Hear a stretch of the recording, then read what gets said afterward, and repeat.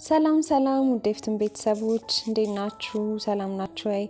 እንኳን ወደ ቻናላችን በሰላም መጣችሁ። ለዛሬ ደግሞ ይዘንላችሁ የመጣነው ተፈጥሯዊ የሆነ ጄል አሰራር ነው። ይህንን ጄል የምንሰራው ሬትን ወይም ደግሞ አሎe ቬራን በመጠቀም ነው።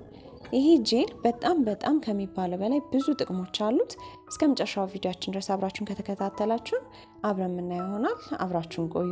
ከመጀመራችን በፊት ግን ለቻናላችን አዲስ የሆናችሁ በየጊዜው የምንለቃቸው አዳዲስ ቪዲዮዎች እንዲደርሷችሁ ሰብስክራይብ በማድረግና የደወሏን ምልክት በመጫን ይቀላቀሉ። እሺ ውድ ተከታታዮቻችን ወደ ቪዲዮአችን በቀጥታ እንገባለን። መጀመሪያ የምናደርገው ተፈጥሯዊ የሬት ቅጠል ካለን ከቤታችን ቆርጣለን። ለጊዜው እቤት የማሳድገው ሬት ቅጠል ስላለ ከሱ ቆርጬ ፍሬሹን ሬት ነው የምጠቀመው። አንድ ቅጠል ከቆረጥን በቂያችን ነው። እናንተ በቤታችሁ ከሌላችሁ ወጣ ብላችሁ ገዝታችሁ መጠቀም ትችላላችሁ። ሬታችን ከቆረጥን በኋላ እናጥባለን። በደንብ ቆሻሻ አቧራ ሊኖር ስለሚችል በደንብ አጥበን እናጸደዋለን። ካጠብን በኋላ ሬት በተፈጥሮ ውስጡ መርዛማ ነገር ስለሚኖረው ለ15 ደቂቃ ያክል ባዶ ዕቃ ላይ ወይም ደግሞ ባዶ ዕቃ ውስጥ ውሃ አርጋችሁ ለ15 ደቂቃ መዘፍዘፍ። ይህን በምታደርጉበት ሰዓት ሬት ውስጥ ያለው መርዛማ ነገር ይወጣል። እንዲያርገን ካወጣን በኋላ ሬታችንን ጎንና ጎኑ ወይም ደግሞ እሾኩን እንቆርጠዋለን።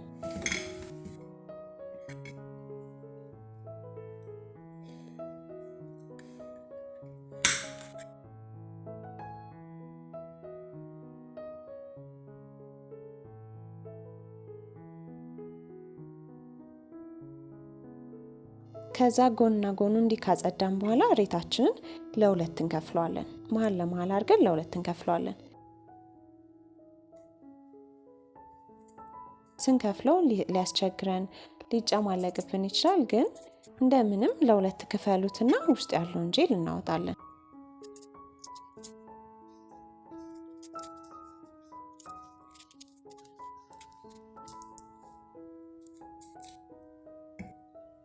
እንዲህ ከፍለን ከጨረስን በኋላ ከሬቱ ላይ ያገኘነውን ጄል በማንኪያ በሹካ በቢላ በተመቸን ባገኘነው ነገር እየዛቅን ወደ ባዶ ዕቃ እናደርገዋለን።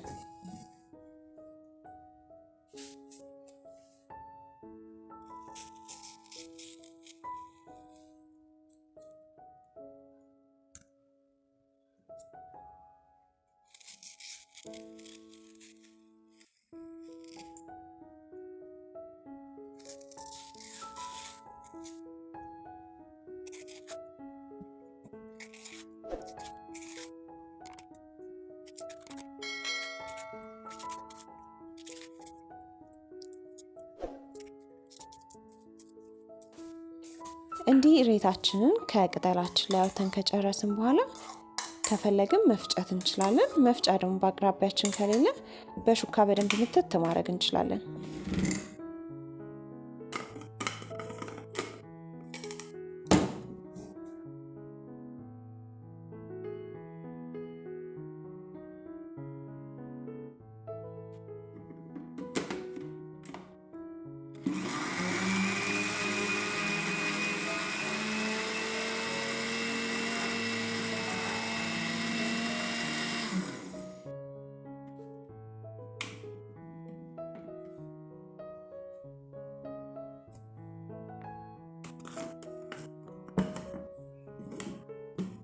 ያው እኔ በብሌንደር በመጠቀም ፍጭት አድርጌዋለሁ። ጄሊን ከፈጨሁት በኋላ ያገኘሁት ውህድ ይሄን ይመስላል። ከዛ ጄሊን ወደ ባዶ ዕቃ ገለብጠዋለሁ። ሬት ወይም አሎe ቬራ በተፈጥሮ በብዛት ከምናገኘው አትክልት ውስጥ አንዱ ሲሆን ለቆዳችን የሚሰጠው ጥቅም ግን ተነግሮ አያልቅም። ከነዚህም ጥቅሞች ውስጥ ሬት ለቆዳችን ወዝ ለመስጠት ወይም ደግሞ ሞይስቸራይዝ ለማድረግ፣ በፀሐይ የተጎዳ ፊትን ለመመለስ፣ ቁስልን ወይም ደግሞ ጠባሳን ለማከም፣ ብጉርና የብጉር ጠባሳን ለማጥፋት፣ ቆዳችንን ከእርጅና ለመከላከል ወይም ደግሞ የቆዳ መሸብሸብ እንዳይመጣብንና ከመጣም ደግሞ ለማጥፋት ይጠቅመናል። ሬትን ማንኛውም የቆዳ አይነት ላይ መጠቀም እንችላለን። ማለትም ደረቅ ቆዳ ላይ፣ ቅባታማ ቆዳ ላይ እንዲሁም ደግሞ ኖርማል ቆዳ ላይ ወይም ኮምቢኔሽን ቆዳ የሚባለው ላይ መጠቀም እንችላለን። በተለይ ደግሞ ቅባታማ ወይም ሴንሲቲቭ ቆዳ ላላቸውና በብጉር በተደጋጋሚ ለሚጠቁ ሬት ወሳኝ መፍትሄ ነው። እሺ እንደዚህ ፈጭቼ ከጨረስኩኝ በኋላ ወደ ባዶ ዕቃ ገለብጠዋለሁ ማለት ነው። ክዳን ያለው እቃ ቢሆን ይመረጣል ለማስቀመጥ እንዲመቸን። ከዛ ቀጣይ ጄላችን ለማዘጋጀት የምንጠቀመው ነገር ቫይታሚን ኢ ኦይል ነው።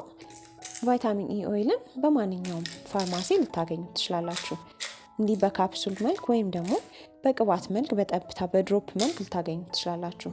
ቫይታሚን ኢ ደግሞ በተፈጥሮ በተለያዩ ምግቦች ውስጥ ልናገኘው እንችላለን። ልክ ለምሳሌ ለውዝ ላይ ወይም ኦቾሎኒ ላይ፣ ዱባ ላይ፣ ስፒናች ላይ፣ ሱፍ ላይ፣ በቆሎ ላይ እና የተለያዩ አረንጓዴ አትክልቶችና ፍራፍሬዎች ላይ እናገኘዋለን። ቫይታሚን ኢ ለቆዳችን ከሚሰጠን ብዙ ጥቅሞች ውስጥ ቆዳችንን ሞይስቸራይዝ ለማድረግ፣ የተጎዳ ቆዳን ለመጠገን፣ ማዲያትን ለማደብዘዝ እና በጊዜ ብዛትም ለማጥፋት፣ ከፀሐይ ለመከላከል እንዲሁም ደግሞ ቆዳችንን ከመሸብሸብና ከእርጅና በመከላከል ያማረና የወጣት ቆዳ እንዲኖረን ይረዳናል። የምንጠቀመው ቫይታሚን ኢ 2 ካፕሱል ነው ወይም 2 ድብልብሎቹን ነው።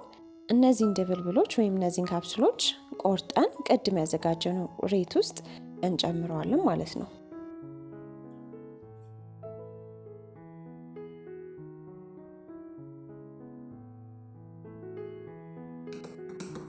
ከዛ እንዲህ ከጨመርን በኋላ በጠብታ አንድ ላይ በደንብ እናደባልቀዋለን።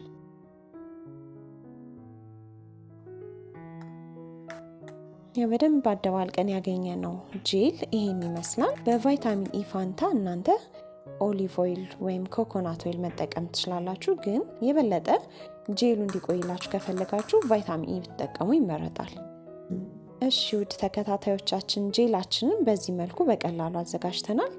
መቼ ነው እና እንዴት ነው የምንጠቀመው ካላችሁኝ፣ አንደኛ ፊታችንን ለብ ባለ ውሃ እንታጠበዋለን። ወይም በቀዝቃዛ ውሃን ብንታጠበው ችግር የለውም። ለብ ያለ ውሃ ያልኩት የፊታችንን የቆዳ ቀዳዳዎችን እንዲከፍት ወይም ፖሮች እንዲከፍትልን ስለሚጠቅም ነው ለብ ያለ ውሃ። ከታጠብን በኋላ ንጹህ ቆዳ ላይ ወይም ንጹህ ፊት ላይ ይህንን ጄል እንቀባዋለን ማለት ነው። ተቀብተን እናንተ የሚከብዳችሁ ከሆነ አሁን ከ20 ደቂቃ ከ30 ደቂቃ በኋላ ትንሽ ጨምደድ ሊል ይችላል ፊታችሁ። ግን ቫይታሚን ኢ ኦይል ስላለው ብዙም አይልም እና እንደዚህ ጨምደድ ብሎ እናንተ ካስጨነቃችሁ ከ30 ደቂቃ በኋላ ታጥባችሁ መተኛት ትችላላችሁ። ወይም ደግሞ ታጥባችሁ የፈለጋችሁትን ሞይስቸራይዘር መጠቀም ትችላላችሁ። ካልሆነ ግን እኔም ደግሞ ሪኮመንድ ማድረጋችሁ ይህንን ጄል ተቀብታችሁ ኦቨርናይት ብታሳድሩትና ጠዋት ለብ ባለ ውሃ ብትታጠቡ የበለጠ ጥቅም ታገኙታላችሁ። እና ደግሞ ይህንን ጄል በየቀኑ መጠቀም እንችላለን። በተደጋጋሚ በተጠቀምነው ቁጥር በተለይ አሁን ለምሳሌ አይናችን አካባቢ ለሚጠቁርብን፣ ለሚያብጥብን፣ ሽፍታ ላለብን፣ ብጉር ላለብን ለነዚህ ነገሮች በጣም ጥሩ መፍትሄ ነው የሚሰጠንና ተደጋጋሚ ብንጠቀመው ለውጡን በአጭር ጊዜ ውስጥ በሳምንት በ2 ሳምንት ባልሞላ ጊዜ ውስጥ ልናየው እንችላለን። እንደዚህ ተጠቅመን የተረፈንን ጄል ፍሪጅ ውስጥ አስቀምጠን እስከ 1 ወር እስከ 2 ወር ራሱ መጠቀም እንችላለን። ሬት ብቻውን ቢሆን ኖሮ የመበላሸት እድሉ ከፍ ያለ ማለት ከ2 ሳምንት በላይ ልንጠቀመው አንችልም። ግን አሁን ቫይታሚን ኢ ኦይል ስለጨመርንበት እንደ ፕሪዘርቫቲቭ ወይም ደግሞ እንደ ማቆያ ስለሚጠቅም እስከ ወራቶች መጠቀም እንችላለን። ስለዚህ 1 ወር 2 ወር ድረስ መጠቀም ስለምንችል በብዛትም ሰርታችሁ ፍሪጅ ውስጥ ማስቀመጥ ትችላላችሁ ማለት ነው።